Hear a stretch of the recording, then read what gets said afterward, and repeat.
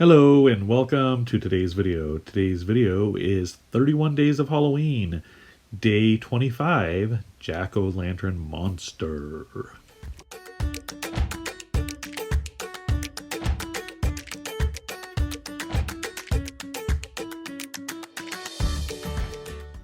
So I have my supplies ready, and I'm going to start off with some foil I'm going to use for the base of my sculpture. I'm going to get that shaped out how I want the jack-o'-lantern to be. And then for a lot of my pumpkins and jack-o'-lanterns, I've just used the standard Primo orange clay. And for this one, I wanted them to be a different shade. Since I've done quite a few already, I wanted to go ahead and try something different with this one. So I mixed some orange with some yellow and some red.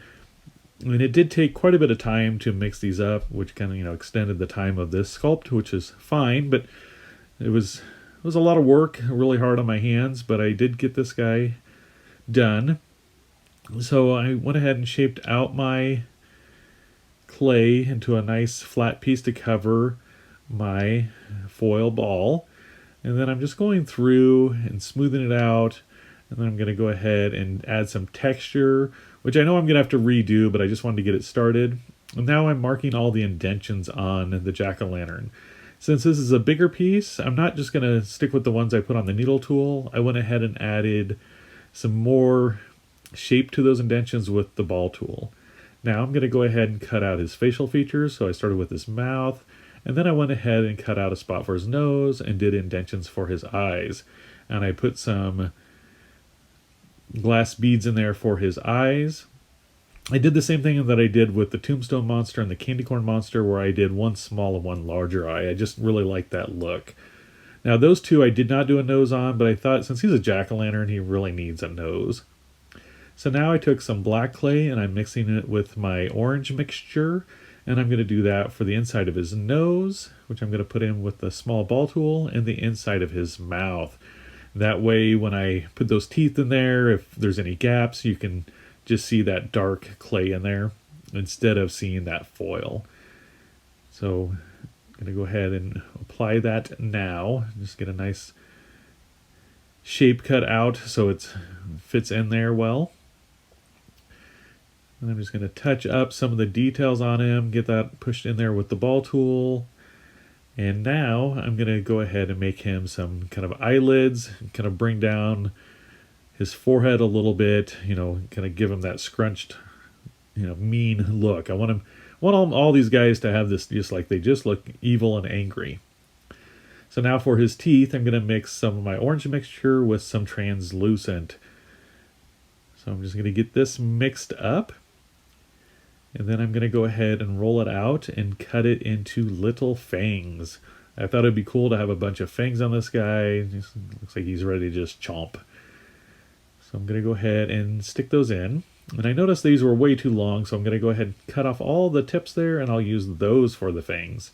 We'll get this straightened out. So I'm getting those all placed in there. Make some little more indentions in there. Use my needle tool to kind of move them around, get them positioned just how I want them to be. Now for this last one, I wanted to go ahead and give it a little more character, so I decided I'm going to go ahead and have it sticking over a little bit. So I'll put it in at the base and then have the tip of the fang go over the top of his mouth. And I just thought that was a neat look. I'm going to clean up my area a little bit, add some more texture to him, more detail. Now I'm going to go ahead and wash my hands. With that, anytime I work with the red, which I mixed in the orange, that pigment just seems to come off of my hands a lot.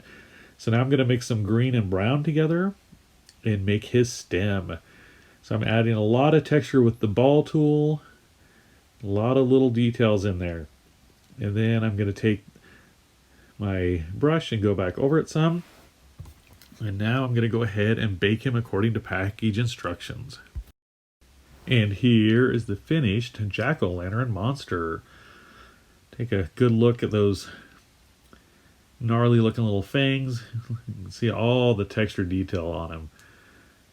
The texture definitely shows up more than it does on some of the smaller ones, and I did put a lot of pressure on when I was hitting this guy with that brush. And you can see that stem, gave it a nice twist, and I textured that top of it with my needle tool.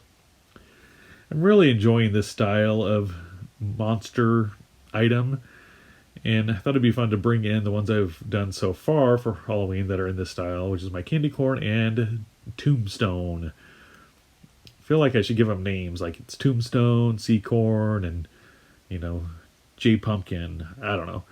But if you'd like to see me make more monsters in this style, like doing other items, other food items, or other inanimate objects, turn them into monsters with these faces, please leave it in the comments down below. I would definitely like to make more, but I want it to be something people enjoy. I think they have a lot of character to them. So anyways, I hope you enjoyed today's video. And be sure to check out my playlist for my 31 Days of Halloween if you haven't seen my other Halloween videos. And remember, never stop creating. Bye! If you'd like a piece of your Halloween artwork featured in my final 31 Days of Halloween video, please hashtag Andrew's 31 Days of Halloween 2019 on Instagram or email it to me at andrewschmidtclaycreations@gmail.com. I will put this information down in the description box below so you don't have to copy it off of the screen. Deadline for submissions is October 26th and one submission per artist.